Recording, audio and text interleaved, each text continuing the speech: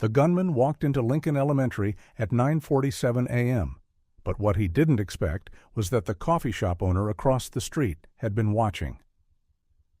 Maria Rodriguez had served lattes for 12 years, but her hands didn't shake as she reached for her phone. Because 23 years ago, those same hands had disarmed insurgents in Baghdad. What happened in the next 4 minutes saved 340 innocent lives. Welcome to Stories Between Us. Before we begin this powerful story, please tell us in the comments what city you're watching from today, and if you believe stories like this need to be heard, hit that subscribe button to help keep these stories alive. On Tuesday, March 15, 2025, in the small town of Springfield, Ohio, Maria Rodriguez began her day exactly as she had for the past 12 years. At 6 a.m. sharp, she unlocked the glass doors of Morning Brew, her small coffee shop located on Maple Street, directly across from Lincoln Elementary School. At 45 years old, Maria was the picture of the perfect neighborhood business owner. Standing 5 feet 4 inches tall, with shoulder-length black hair showing threads of silver, warm brown eyes, and calloused hands from years of operating espresso machines, she embodied the American dream of the hard-working immigrant entrepreneur. Her regular customers knew her routine by heart. She'd have the coffee brewing by 6:15, fresh pastries displayed by 6:30, and that gentle smile ready for the first customer by 6:45. The mothers dropping their kids at the elementary school across the street had become her closest friends. She knew their orders, their children's names, their family dramas. "Good morning, Mrs. Patterson," Maria called out to the familiar face entering her shop. "The usual vanilla latte?" "You know me too well, Maria," laughed Susan Patterson, a teacher at Lincoln Elementary. "How do you always remember everyone's order?" "It's easy when you care about people," Maria replied, her slight Spanish accent adding warmth to her words. But what Susan and every other customer didn't know was that Maria's memory wasn't just naturally good. It was trained. Those eyes that seemed so kind were constantly scanning, cataloging, assessing. The way she positioned herself behind the counter gave her a clear view of both the street and all entrances.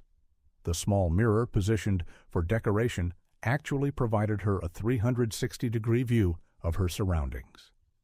Because Maria Rodriguez wasn't just a coffee shop owner.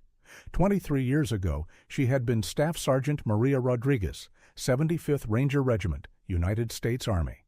By 9:30 a.m., the morning rush had died down. Maria was cleaning espresso machine parts when she noticed the unusual activity across the street. Lincoln Elementary's playground was full of children enjoying their recess, 340 students between the ages of 5 and 11, laughing and playing under the supervision of 6 teachers. Maria had always loved watching the children play. It reminded her why she had chosen this location for her shop. After everything she had seen in 2 tours of duty in Iraq and Afghanistan, the sound of children's laughter was healing. She was wiping down the counter when movement in her peripheral vision made her freeze.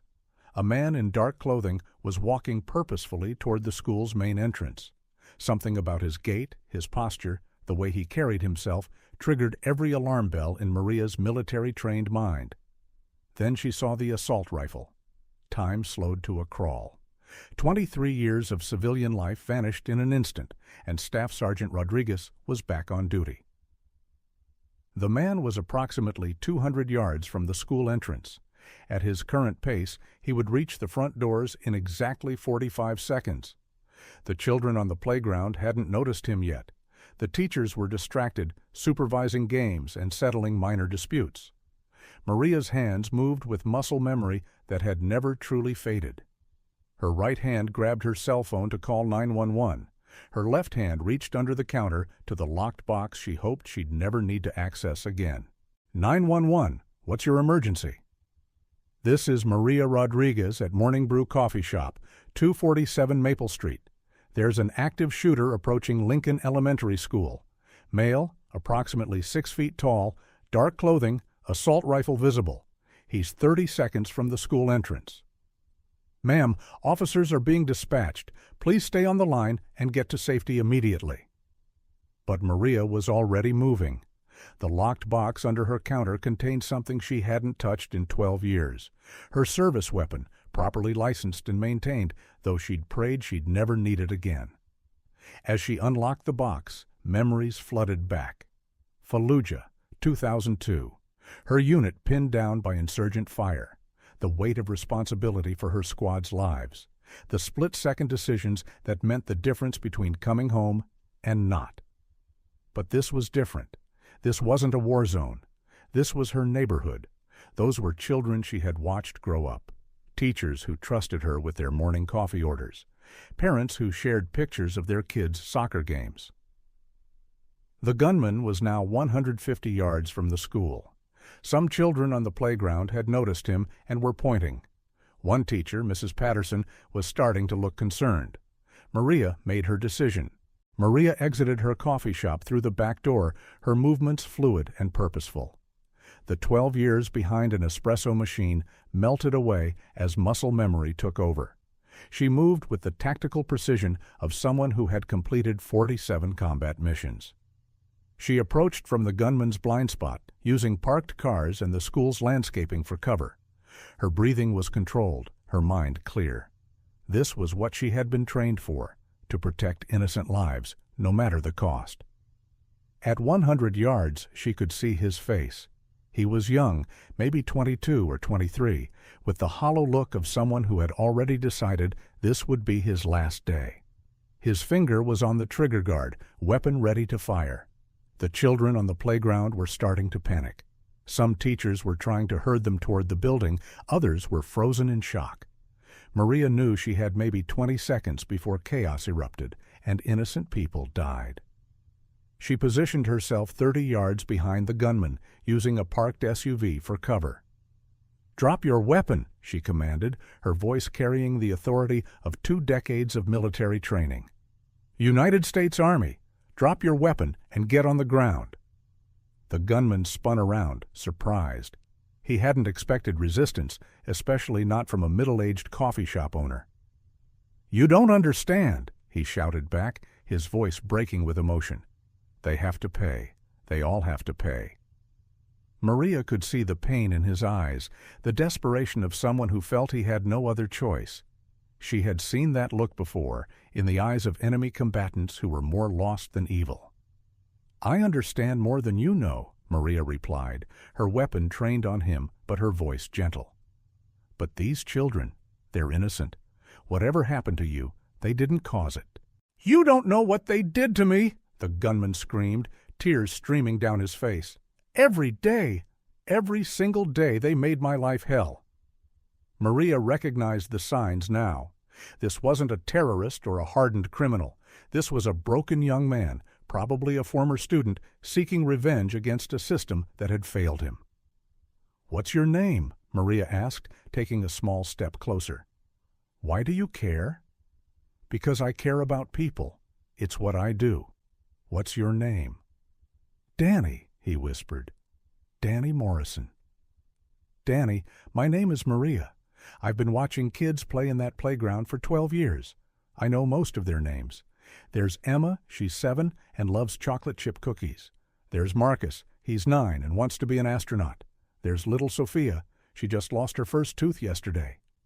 Maria could see Danny wavering, the weapon beginning to lower slightly.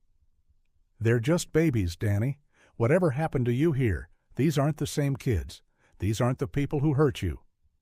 But the teachers, some of them are still the same." "Then let's talk about it, but not like this, not where innocent children can get hurt." By now, police sirens could be heard in the distance. The school was in full lockdown mode. Parents were arriving, desperate to reach their children. "It's too late," Danny said, raising the weapon again. "I've already come this far." "It's never too late," Maria replied firmly. "Danny, look at me. Really look at me." Danny's eyes met hers, and for a moment he saw something that shocked him. These weren't the eyes of a frightened coffee shop owner. These were the eyes of someone who had seen combat, who understood violence and its consequences. You were military, he said, suddenly realizing. Army Ranger, 2 tours. And I'm telling you, son, this isn't the way. Why should I listen to you? Danny asked, but his voice had lost its edge. Because I've been where you are, Maria said, slowly lowering her own weapon. Not exactly the same, but I've been in a place where violence seemed like the only answer to pain.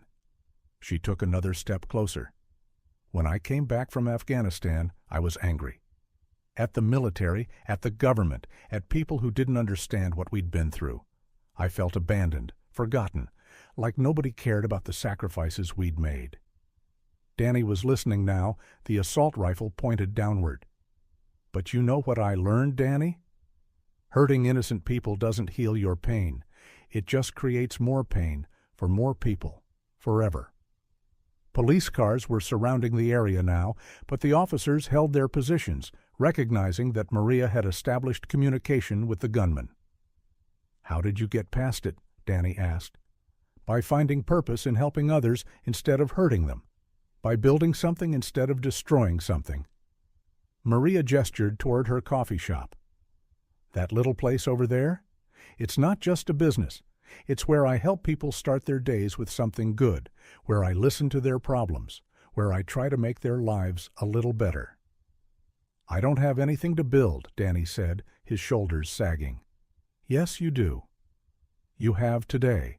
You have this moment. You have the choice to walk away from this and find another path.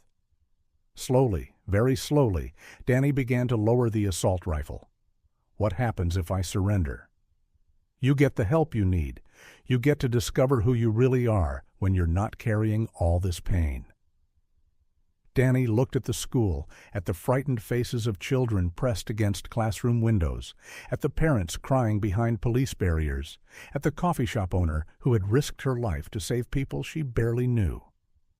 I'm sorry, he whispered, and set the weapon on the ground. As police officers moved in to secure Danny and the weapon, Maria remained in position until she received the all-clear signal. Only then did she allow herself to breathe normally again. The first person to reach her was Police Chief Robert Hayes, a regular customer at her coffee shop. "Maria," he said, his voice filled with amazement and gratitude. "I had no idea. How did you—" "Old habits," Maria replied simply. Within minutes, the story was spreading. The coffee shop owner who had prevented a school shooting. Parents rushed to thank her. Teachers hugged her. Children who didn't fully understand what had happened waved at the nice coffee lady who had kept them safe. But Maria felt uncomfortable with the attention. She had done what needed to be done, nothing more. "Mrs. Rodriguez?" a small voice called out. Maria turned to see Emma, the 7-year-old who loved chocolate chip cookies, standing with her mother. "Thank you for keeping us safe," Emma said, and handed Maria a drawing she had made, a picture of a woman in an apron standing in front of a school, with the words, "My hero," written in crayon. Maria knelt down to Emma's level. "You know what, sweetheart? You're my hero, too. All of you kids are. You're what makes everything worth protecting." By evening, Maria's story had gone viral. News crews from 3 states had descended on Springfield. The local newspaper ran the headline, "Coffee Shop Owner's Military Background Saves 340 Lives." But when reporters asked Maria for interviews, she declined most of them. She agreed to one brief statement to the local news. "I'm not a hero. I'm just someone who was in the right place at the right time with the right training. The real heroes are the teachers who protect these children every day, the parents who trust their most precious gifts to our schools, and the first responders who run toward danger to keep us all safe." What Maria didn't say in her statement was how the incident had affected her. For 12 years, she had successfully buried Staff Sergeant Rodriguez. She had built a peaceful life serving coffee and chatting with neighbors. But in those 4 minutes, she had remembered who she used to be. That night, alone in her apartment above the coffee shop, Maria opened a box she hadn't touched in over a decade. Inside were her military commendations, including a Bronze Star and Purple Heart she had never displayed. Photos of her unit, some of whom hadn't made it home. letters from family members of soldiers whose lives she had saved. For the first time in years, she allowed herself to feel proud of her service. 3 days later, Maria did something that surprised everyone. She visited Danny Morrison in jail. Danny was being held pending psychological evaluation and formal charges. When Maria walked into the visitor's room, he looked up in shock. "Why are you here?" he asked. "Because I wanted to understand," Maria replied, "and because I think you need someone to listen." Over the next hour, Danny told Maria his story. He had been severely bullied at Lincoln Elementary from 2nd through 5th grade. The teachers had either ignored it or dismissed it as boys being boys. His parents had moved him to different schools, but the damage was done. He had struggled with depression, anxiety, and anger throughout high school and college. "I know that doesn't justify what I almost did," Danny said. "But every day I drove past that school, I remembered how helpless I felt, how alone." "I understand," Maria said. "And you're right. It doesn't justify planning to hurt innocent people, but it explains it, and understanding is the first step toward healing." "Why do you care what happens to me?" Maria thought for a moment. "Because I've learned that the people who hurt others are usually people who are hurting themselves, and because I believe everyone deserves a chance at redemption. What am I supposed to do now?" "Get help, real help, and then find a way to use your experience to help other kids who feel the way you did." Word of Maria's visit to Danny Morrison spread quickly through Springfield, and not everyone understood her decision. Some people criticized her for showing sympathy for a potential school shooter. Maria addressed these concerns during a town hall meeting a week after the incident. "I'm not excusing what Danny planned to do," she told the packed auditorium. "What he intended was unforgivable. But I've learned something from my military service. You can't defeat an enemy you don't understand. If we want to prevent future tragedies, we need to understand how people reach that point of desperation."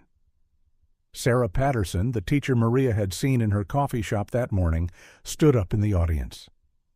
"Maria, I want to thank you again for saving our lives. But I also want to ask, how do we honor what you did? How do we make sure this never happens again?" Maria looked out at the crowd, parents, teachers, students, community leaders. "We pay attention to each other," she said. "We notice when someone is struggling. We create communities where people don't feel invisible or forgotten. And we remember that sometimes the person who seems dangerous is really just a person who is in danger, from their own pain, their own despair." An elderly man in the back of the room raised his hand. "Maria, we've all been wondering, why did you never tell anyone about your military background?" Maria smiled sadly. "Because when you come home from war, people don't always know how to relate to you. They either think you're a hero who can do no wrong, or they think you're damaged goods who might snap at any moment. I just wanted to be a regular person, living a regular life." "But you're not regular," called out a voice from the crowd. "You're extraordinary." "No," Maria replied firmly. "I'm ordinary. I just had extraordinary training, and that's what made the difference." In the weeks following the incident, Springfield experienced something unexpected. The near tragedy had brought the community closer together. Parents were more involved in school activities. Teachers received increased support and resources for identifying struggling students. Mental health services for young people were expanded. Maria's coffee shop became an unofficial community center. People would stop by not just for coffee, but to check on their neighbors, to share concerns about their children, to simply connect with other human beings.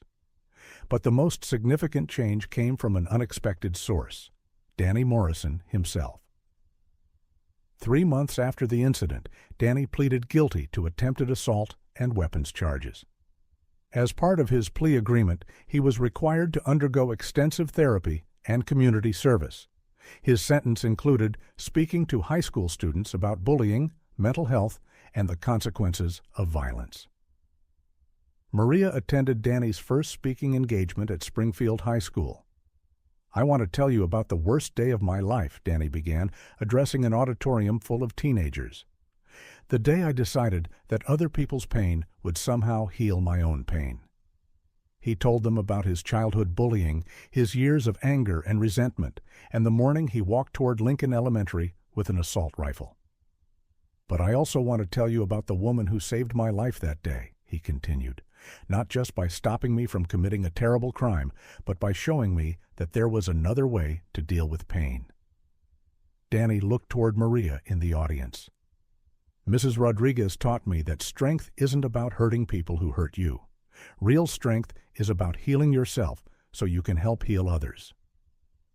After his presentation, several students approached Danny to share their own struggles with bullying, depression, and thoughts of self-harm or harming others.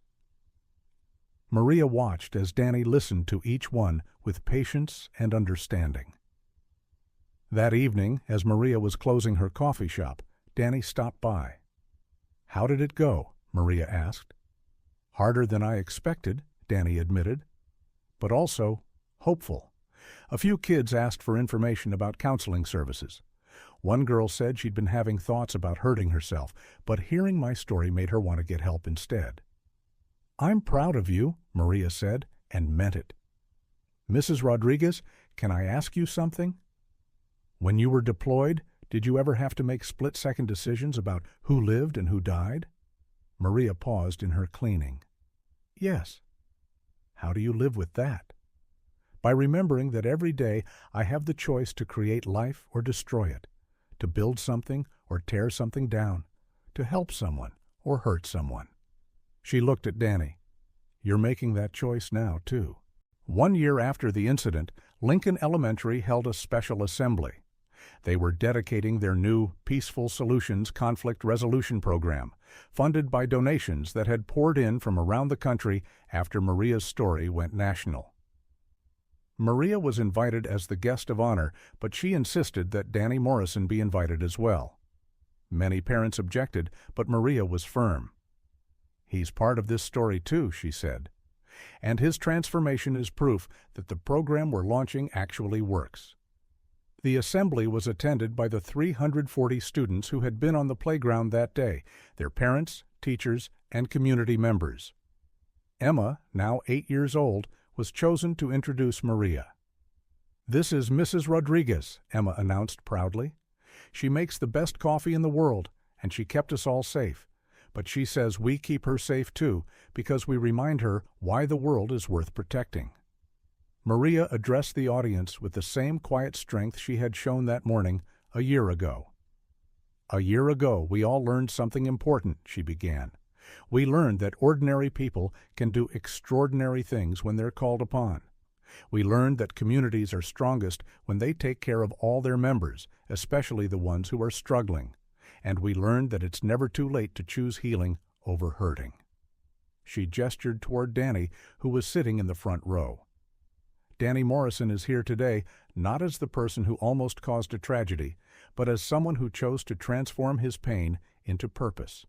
He's been working with the school district to create programs that help identify and support students who are being bullied or who are struggling with mental health issues. The audience was silent, listening intently. "I want to leave you with this thought," Maria continued. "We all have the power to be heroes in someone else's story. Sometimes that means stopping a gunman, but more often it means noticing when someone is lonely, standing up for someone who's being picked on, or simply being kind to someone who seems to be having a hard day." After the assembly, as people were leaving, a young boy approached Maria. He looked to be about 10 years old, with sandy brown hair and freckles. "Mrs. Rodriguez?" he said shyly. "Yes, sweetie?" "My name is Tyler. I've been getting picked on at school, and I was starting to have really angry thoughts. But after hearing Mr. Danny talk about how anger made him want to hurt people, I asked my mom to help me see a counselor instead." Maria knelt down to Tyler's level. "That was very brave of you, Tyler, and very smart. Do you think I could be a hero like you someday?" Maria smiled. "Tyler, by choosing to get help instead of letting anger control you, you're already a hero. You're a hero to yourself, to your family, and to all the people you'll help in the future because you learned how to handle difficult feelings." 3 years later, Maria Rodriguez still opens Morning Brew at 6 a.m. every morning. She still knows everyone's coffee order, still asks about their children, still provides a warm smile to start people's day. But Springfield knows who she really is now. There's a small plaque by the coffee shop door that reads, "In gratitude to Maria Rodriguez, who reminded us that heroes live among us every day." Maria tried to have the plaque removed, but the town council voted unanimously to keep it. Danny Morrison completed his sentence and is now a certified peer counselor specializing in youth mental health. He visits Maria's coffee shop every Tuesday morning, and they talk about his work with troubled young people. "Do you ever regret it?" Danny asked her one Tuesday. "Giving up your anonymity to save us?" Maria looked out the window at Lincoln Elementary, where children were playing safely in the playground. "I regret that it was necessary," she said, "but I don't regret doing it. What would you have done if I hadn't surrendered?" Maria was quiet for a long moment. "Whatever I had to do to protect those children." Danny nodded, understanding that some questions don't need detailed answers. The incident at Lincoln Elementary became a case study in crisis intervention, community healing, and violence prevention. But for Maria, it was simply the day she remembered that being a protector isn't something you used to be. It's something you are. Every morning, as she unlocks the doors to Morning Brew and looks across the street at the elementary school, Maria Rodriguez, coffee shop owner, former Army Ranger, quiet hero, knows that she's exactly where she's supposed to be. And sometimes that's enough. Do you know someone like Maria? Someone who seems ordinary but has an extraordinary story hidden beneath the surface? Share with us in the comments. And if this story touched you, like and subscribe, because stories like this need to be heard.